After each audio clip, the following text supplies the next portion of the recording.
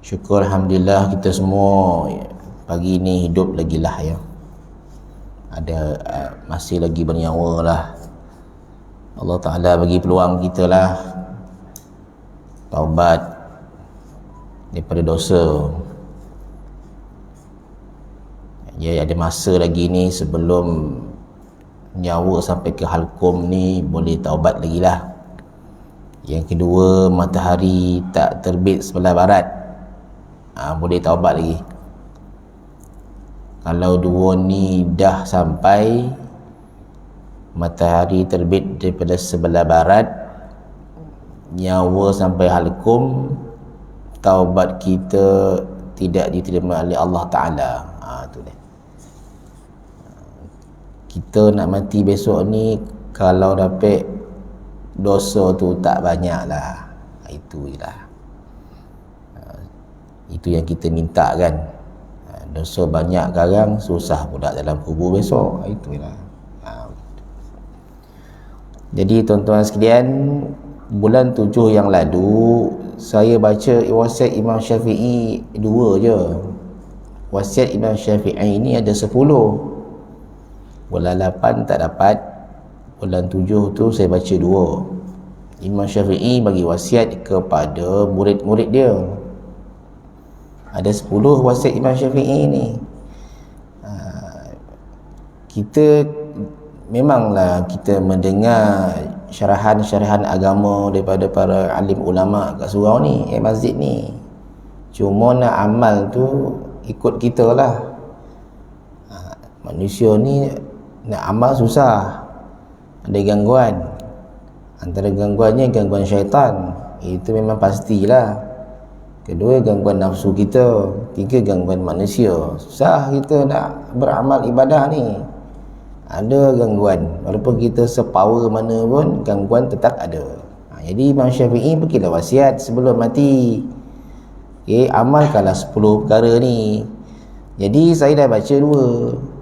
Pertama, Imam Syafi'i kata hak kepada diri tunaikan. Kurangkan tidur, kurangkan makan. Payah juga kan. Kurangkan cakap, kita bercakap saja. Dan berpada-pada dengan rezeki yang ada. Settle lah. Itu yang pertama, kata Imam Syafi'i. Kemudian hak kepada malaikat maut. Malaikat maut ada hak dia sebab dia cabut nyawa kita. Sebelum dia cabut nyawa kita, ini dah wasiat Imam Syafi'i. Apa dia? Qada kewajipan yang tertinggal. Mana-mana kewajipan yang tertinggal, benda-benda wajib, gantilah balik. Nama. 2, minta maaf pada orang yang kita zalim. Orang kita zalim, walaupun kita banyak semayang, kita buat zalim kat dia, dosa bergorak juga. Minta maaf dulu sebelum kita mati. Dah mati besok, habis. Tak sampai pula. Yang ketiga, membuat persediaan untuk mati. Macam tuan-tuan lah, ulang alik pergi masjid, ulang alik pergi masjid. Itu persiapan lah tu kan. Banyak sedekah, bangun malam, tolong orang. Tu persiapan nak mati lah tu. Dan yang terakhir, merasa cinta kepada Allah. Suka Allah, cinta Allah. Bila azan saja nak semayang. Bila azan saja nak semayang. Bila ada masa nak semayang sunat tu, cinta kepada Allah lah. Cinta pada Allah tu ialah dengan solat lah. Kita menyembah Allah. Macam tuan-tuan juga lah. Sama je. Tuan-tuan kan semayang kan. Subuh sampai isyak kan semayang kan. Semayang jemaah lagi. Lagi bagus. Okey. Baik, pagi ni dalam masa yang singkat tuan-tuan sekalian. Subuh ni singkat tuan-tuan sekalian. Syuruk 7-6 minit. Sekarang terlebih sekarang payah kita ni kan. Orang nak pergi pasar, nak pergi apa tu, Langkawi lah, apalah ini, kita kena ringkaskan. Baik, yang ketiga wasiat Imam Syafi'i, baru ketiga ni dia 10. Tu sebabnya panjang cerita Ketiga, kata Imam Syafi'i, hak kepada kubur. Masuk kubur besok, siaplah kan. Kita orang mati, kita pergi kubur, tengok orang mati, masuk kubur. Lepas ni aku pula, tapi belum lagi kan. Lepas tu kubur yang kita selalu pergi tu kan, dekat Pelangi 2 tu kan. Dah tinggal sikit dah tanah tu kan, bukan banyak pun. Kan, yang sikit lah, bukanlah banyak kan. Jadi kata Imam Syafi'i, kubur ni ada hak dia. Dan masuk besok jaga. Dia boleh himpit kita, dia boleh lebarkan kita kubur tu. Kubur juga makhluk Allah Ta'ala juga. Baik, yang pertama apa? Tuan-tuan jangan buat ni. Saya pun jangan buat. Tapi ramai yang buat juga. Dia membuang tabiat suka tabur fitnah. Fitnah ni benda yang orang tu tak buat, kita tuduh dia buat. Itu fitnah. Tu yang turun naik mahkamah, itu mahkamah. Yang tak mahkamah, tuan-tuan sekalian, dia tuduh imam ambil duit masjid contoh kan. Aku tak ambil duit masjid dah kan. Fitnah tuan-tuan sekalian. Ada seorang satu surau lah tuan-tuan sekalian, dia letak jawatan pengurusi surau tu. Sebab orang tuduh dia ambil duit surau beli kereta. Letak jawatan tu. Letak jawatan tuan-tuan sekalian. Tak tahan orang cakap pasal pengurusi surau ambil duit surau beli kereta. Saya pergi jumpa lah pengurusi tu. Betul ke? Dia kata, takkan lah Ustaz saya nak ambil duit surau, Ustaz beli kereta. Kereta ni saya beli duit sendiri lah, installment. Pula nak ambil duit surau pula kan? Kena panah poti pun tahu Ustaz. Dia kata macam tu. Tuan-tuan, fitnah ni tu lah dia. Bila fitnah tuan-tuan sekalian, suami isteri bercerai kan? Bila kena fitnah tuan-tuan sekalian, imam tak jawatan. Tahu tak? Seorang imam balik masjid tuan-tuan sekalian. Ni cerita lah. Bila orang fitnah ni, teruk kesan dia pada diri orang tu. Balik daripada masjid tuan-tuan sekalian, pergi ambil pisang depan rumah orang, dia petik imam tu. Jadi ada orang ambil gambar, masuk dalam WhatsApp, media sosial kan.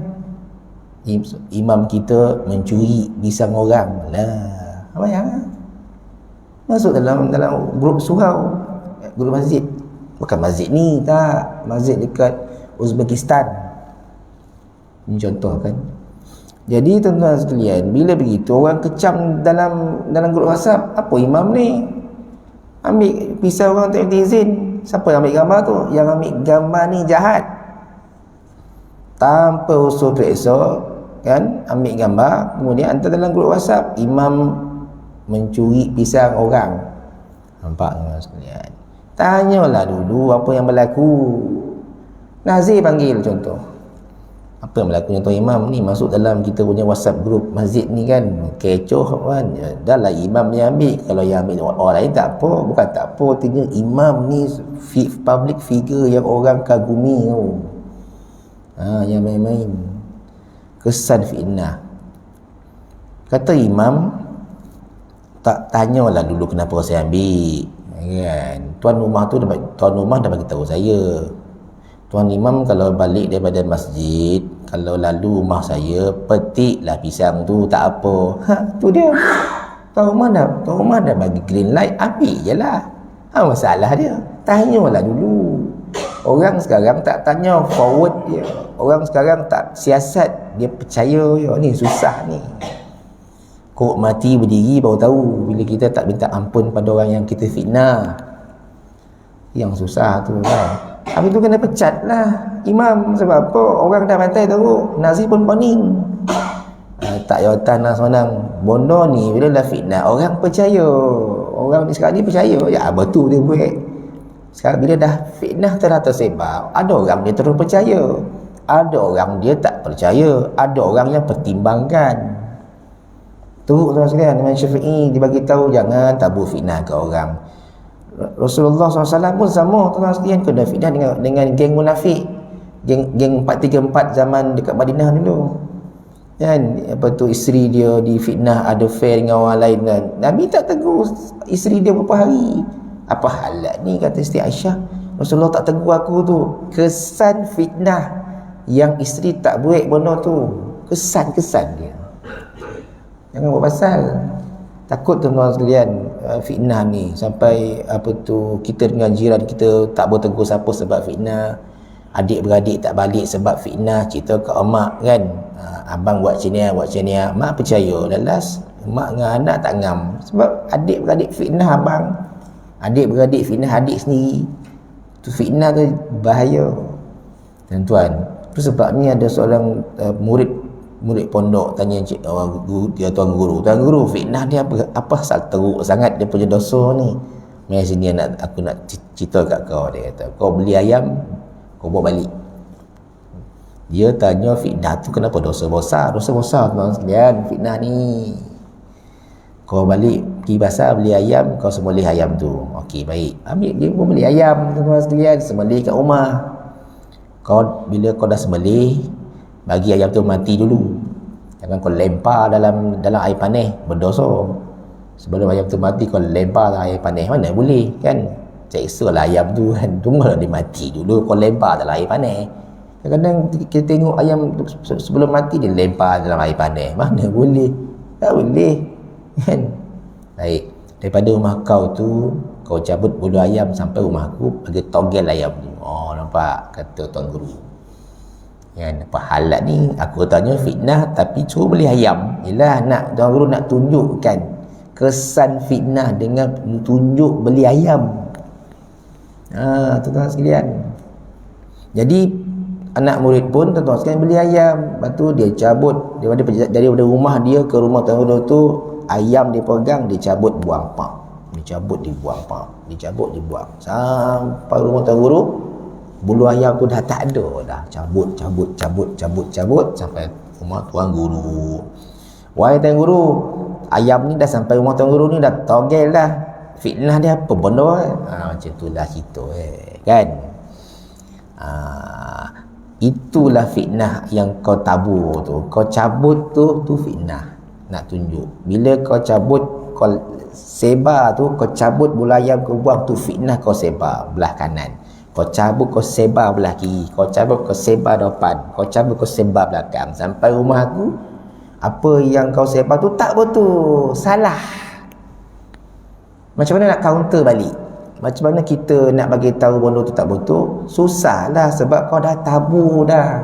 Kau kutip balik bulu ayam yang kau tabur tu sekarang. Kata tuan guru, balik sebelum kutip. Mana ni tak jumpa dah bulu ayam. Susah sebab dah disebar. Itu bulu ayam. WhatsApp, tuan-tuan bayang satu WhatsApp partisipan. Apa partisipan? Peserta dalam WhatsApp kita ada 256 maksimum. Kan? Ada seorang masukkan satu cerita orang ni tak betul, semua baca. Tak, 256 tu baca WhatsApp tu tak betul. Seorang WhatsApp forward ke grup lain pula. Tuan-tuan bayangkan, dia punya dosa bergerak tak henti. Dia tidur dosa bergerak, dia semayang dosa bergerak, dia makan dosa bergerak. Selagi mana dia tak minta maaf kepada yang dia fitnah, maka dosa tu bergerak sampai dia minta maaf. Allahu Akbar. Na'udzubillah. Allah takut fitnah ni. Tu media WhatsApp yang ada grup ni, hati-hatilah. Orang hantar fakta ke apa, semak dulu, siasat dulu betul tak betul ni. Kan, gambar kepala serban, bawah gambar babi, pahala ni. Siapa yang hantar ni? Kan? Atas gambar orang berserban, contoh bersongkok, badan gambar babi, forward. Dosa tu sekalian, dosa besar tu pula gambar kepala orang, gambar bawah badan babi. Ya Allah, benda ni berlega di media sosial sebelum ni. Saya takut saya tengok. Astaghfirullahalazim. Kalaupun kita benci benar pada seseorang tu, tak boleh buat macam tu kan. Kita bimbang yang datang masjid pun buat, yang datang surau pun buat, yang banyak tahajud pun buat. Itu kita bimbang ni. Kalau orang tu tak semayang sangat buat tu, kita tak kisah benar. Ni yang semayang, yang tawaduk, nampak kan? Yang suci murni ni kan, dia pula forward. Ni susah tu. Habis ya, tuan-tuan, jangan sebar fitnah. Lalu lagi dalam WhatsApp kita. WhatsApp ni tokat dia. Ni. Tap. Ni. Tak ada ni, pakai ni. Tuan-tuan sekalian. Tak ada ni, pakai ni. Macam-macam. Kang putus jari pun tahu. Okey, habis. Jadi yang kedua ialah, tuan-tuan sekalian, wasiat Imam Syafi'i, hak kepada kubur. Sebelum masuk kubur, jaga. Yang kedua, membuang tabiat kencing merata-rata. Kita tak buat benda ni, tuan-tuan sekalian. Yang buatnya orang lain. Mungkin anak-anak kita. Tuan-tuan, kenapa Imam Syafi'i tak bagi kencing merata-rata adalah sebab, tuan-tuan sekalian, kencing mesti tempat dia. Dalam mana? Dalam tandas. Dalam tandas pula tak boleh sewenang-wenangnya kita kencing merata-rata dalam tandas. Tandas kita kan kongsi sekarang, bilik mandi dan tempat buang air besar. Betul tak? Betul, tuan-tuan sekalian. Rumah sekarang dia tak akan buat tandas asing. Tandas dengan bilik air asing, mesti dia campur, nak savekan ruang. Maka dalam tandas, kencinglah dalam lubang tandas tu, ataupun kencing atas tail lantai. Tapi kalau kita kencing berdiri, maka percikan itu akan kena kepada seluruh kawasan. Kita kencing berdiri, okey, atas tail, bukan dalam lubang, atas tail tu. Tuan-tuan ingat ya, bila jatuhnya air kencing itu, percikan itu akan pergi keliling, antaranya ke dinding-dinding. Mesti. Itu sebab bila keluar saja orang tu kencing, kita masuk, kenapa bau busuk sangat? Nah, satu rumah bau kencing, hari nak mampus. Apa hal ni? Dah siam bau juga. Memanglah bau sebab dinding tidak dibasuh. Dinding tidak disiram, kencing tu melekat kat situ. Kecuali kita kencing duduk, kuranglah perciknya. Kita masuk dalam wuduk kan, apa harinya kita tak selesa. Kita pergi tandas awal pun sama. Tandas awal jangan ceritalah, kita masuk tandas terpelanting balik pun ada. Ish, tak boleh, nak berak, tahi tak keluar, bunyi dahsyat perut, kotor dah tu kan. Kecuali tandas yang kita masuk bayar RM1, bersih tandas tu kan. 60 sen masuk kencing, mandi RM1.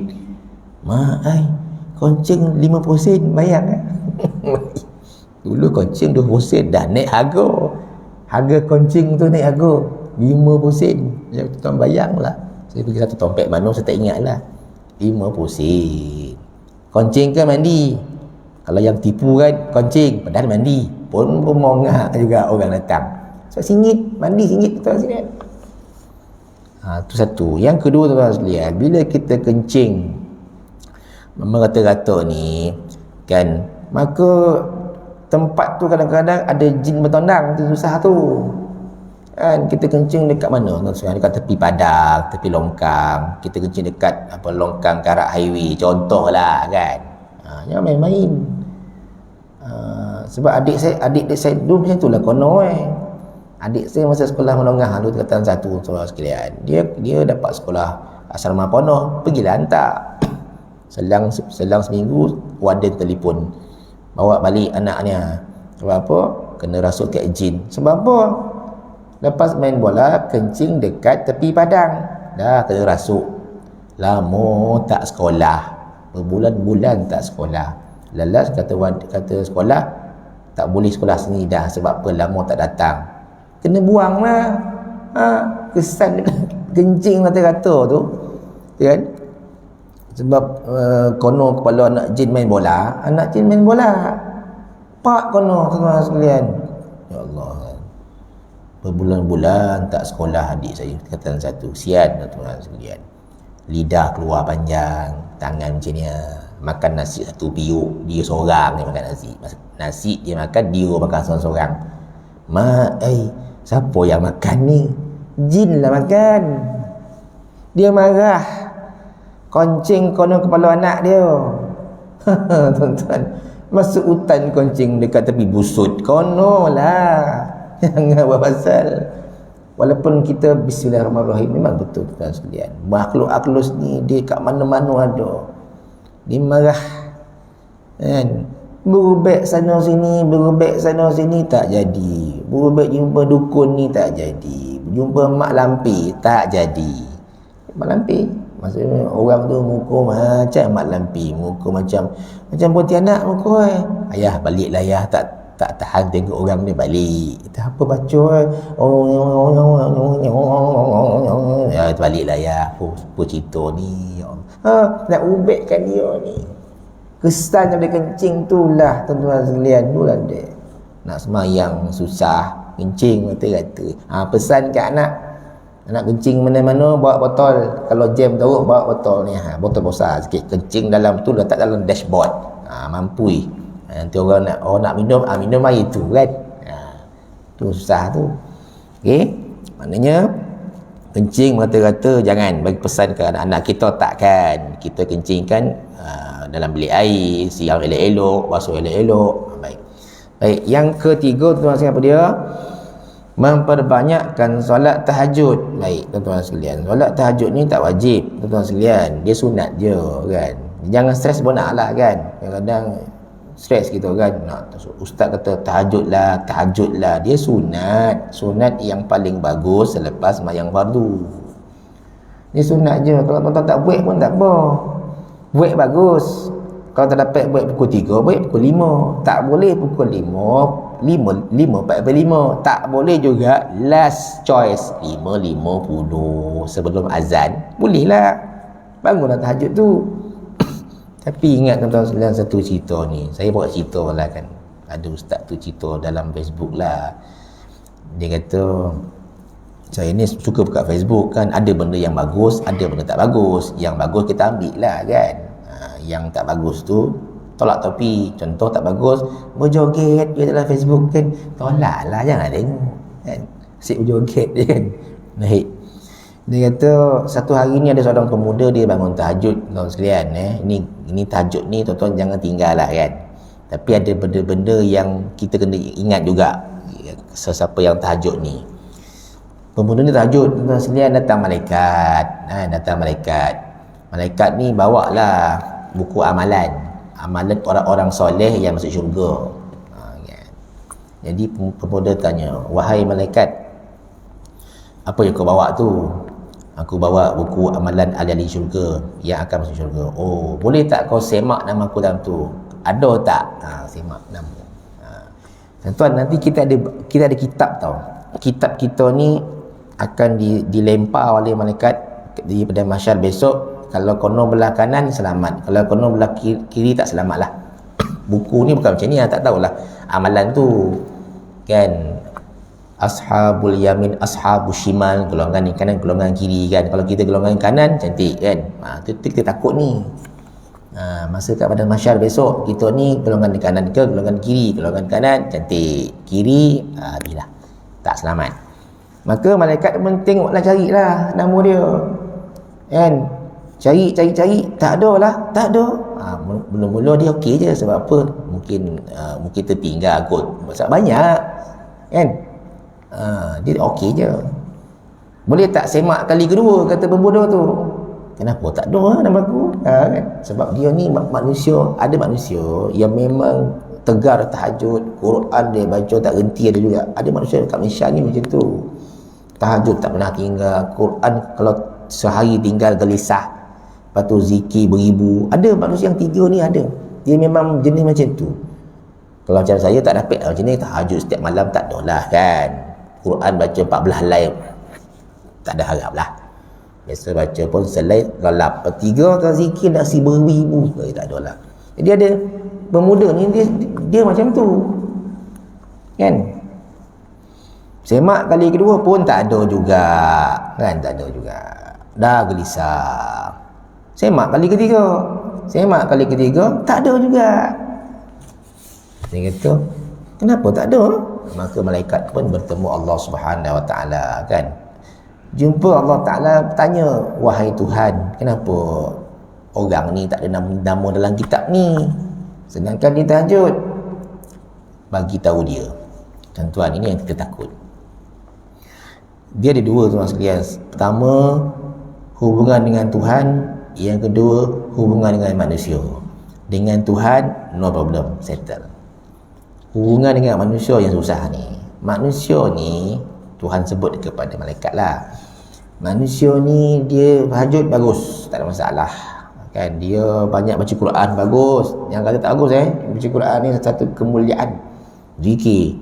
Tapi orang sakit, dia pun tak tahu. Jiran susah, dia pun tak tahu. Adik-beradik susah, lantak kau lah. Kau susah, kau menyesal kan. Orang minta bantuan, dia tak nak sumbang. Ini punca dia. Inilah punca dia. Kenapa nama tak ada?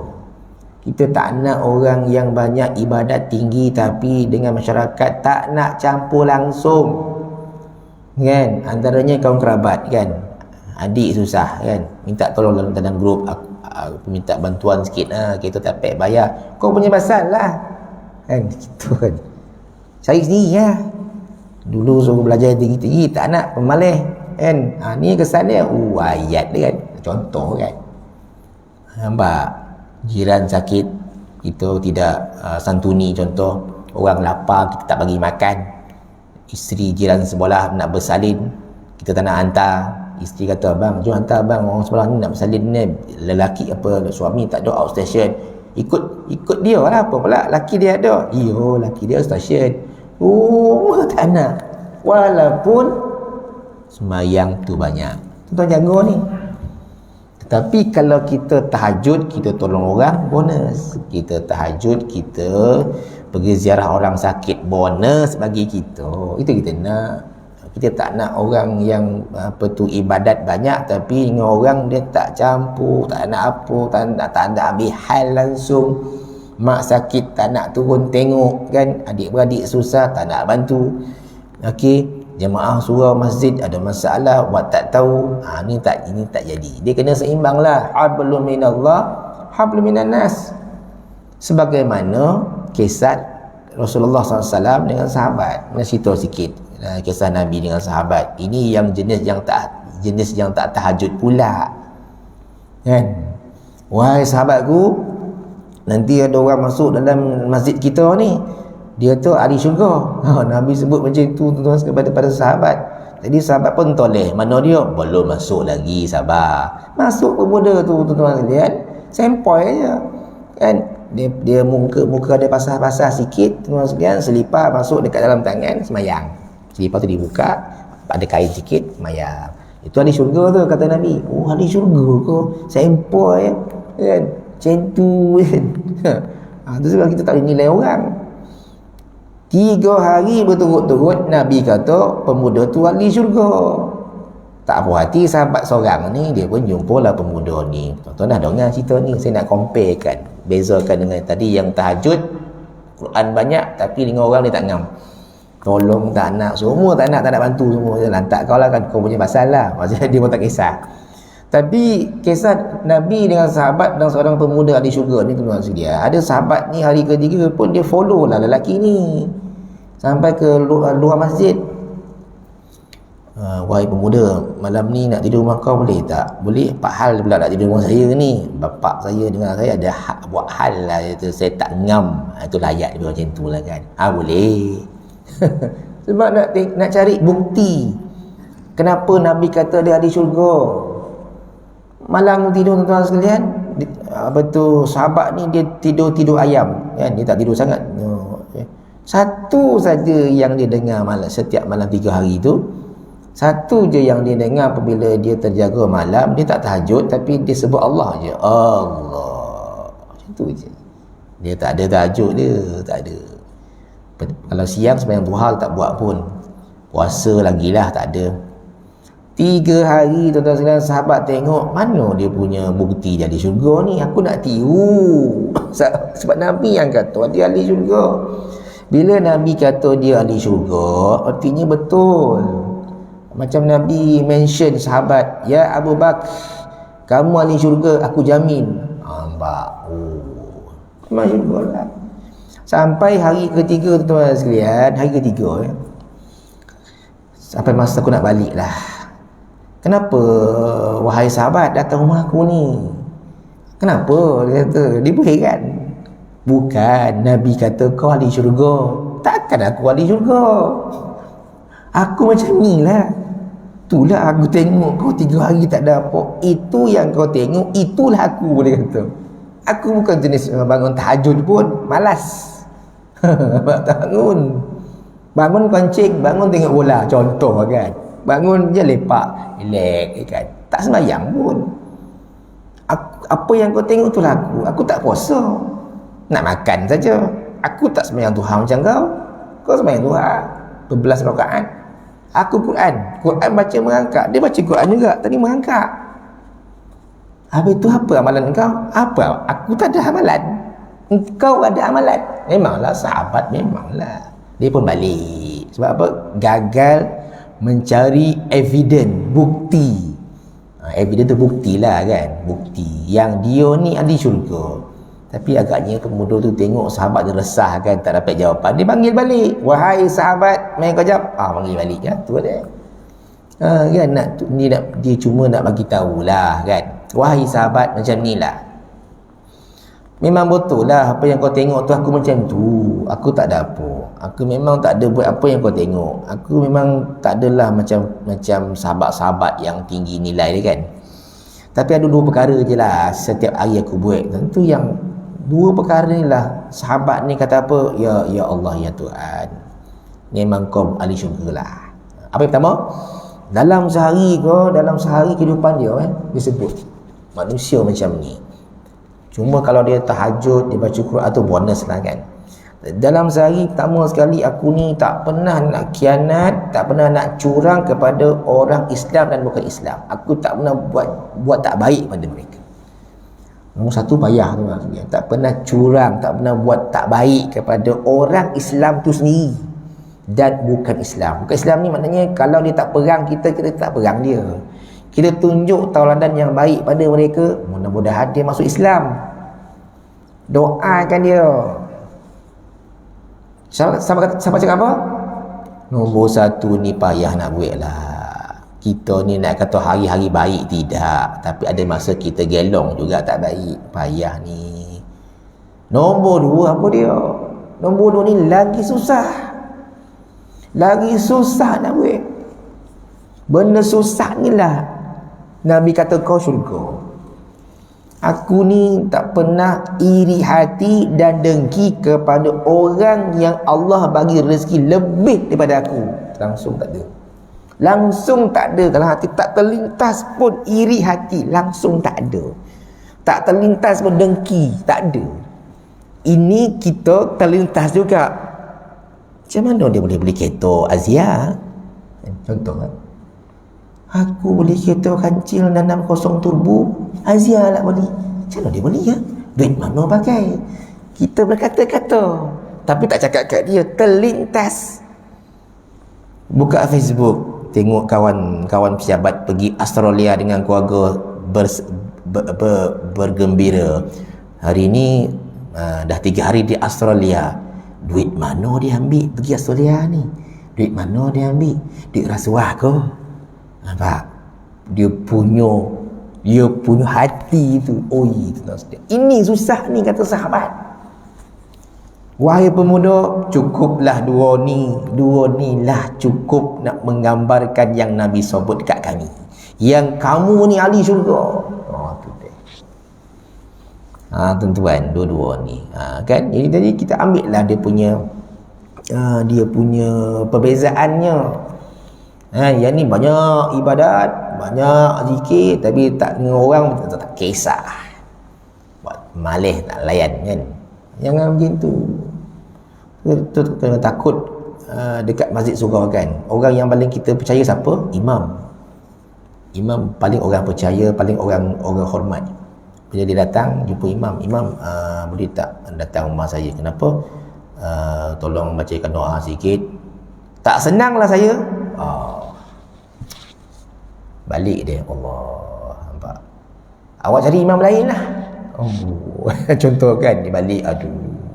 First impression, apa dia kata? Imam ni kan tak ada langsung boleh bicara kan. Macam tu lah. Imam ni orang paling hormat lah berbanding Nazir ke Pengusi Surau. Ni imam juga apa-apa hal. Imam juga anak kena rasuk jin, panggil imam kan. Imam tolonglah imam. Kan, nak jadi saksi nikah imam juga kan, nak masuk rumah imam juga, tahlil arwah imam juga, tahlil happy birthday anak bagi imam juga. Imam ni tiba-tiba tak senang. Awak siapa? Surau pun tak datang, tiba-tiba nak buat tahlil pula. Orang betul balik langsung meninggal. Jangan main. Jaga. Baik, yang terakhir sebelum saya tutup, iaitu membantu orang yang dizalimi. Orang yang kena zalim kita bantu, bukan kita api-apikan lagi. Tak boleh. Kan zaman kerajaan Abbasiyah ke Umayyah, Abbasiyah kot, saya tak ingat cerita ni. Ada seorang rakyat ni, pemuda ni, dia pergi jumpa menteri apa tak tahulah, mungkin menteri perdagangan dalam negeri dan ahli pengguna agak lah, saya rasa lah kan. Dia pergi jumpa menteri, masuk pejabat, nak minta bantuan, dilompang oleh menteri lompang sekalian. Ya Allah, orang B40 tu datang minta bantuan, boleh ke apa, dilompang. Tapi pemuda ni tak marah dia balik. Orang keliling yang nampak tu tak bantu pun, tak nasihatkan menteri, kenapa lompang? Tak tahu je, sebab ialah takut. Kamu tegur, kamu kena hilang jawatan sekarang, turun pangkat ke apa, diam, tak bantu pun.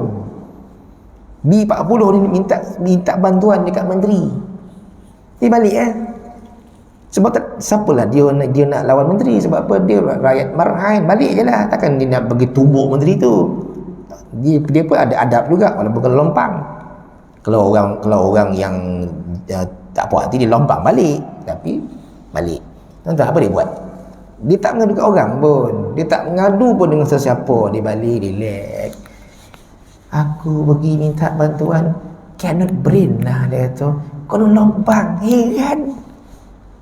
Orang lainlah, aku pergi jumpa dia, aku pergi pergi curi laptop dia tu, lainlah.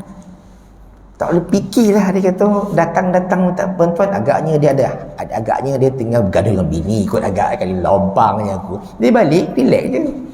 Tapi malam tu dia bangun tahajud. Sekalian, dia bukan tak ada tindakan, balik tu dia sembahyang tahajud.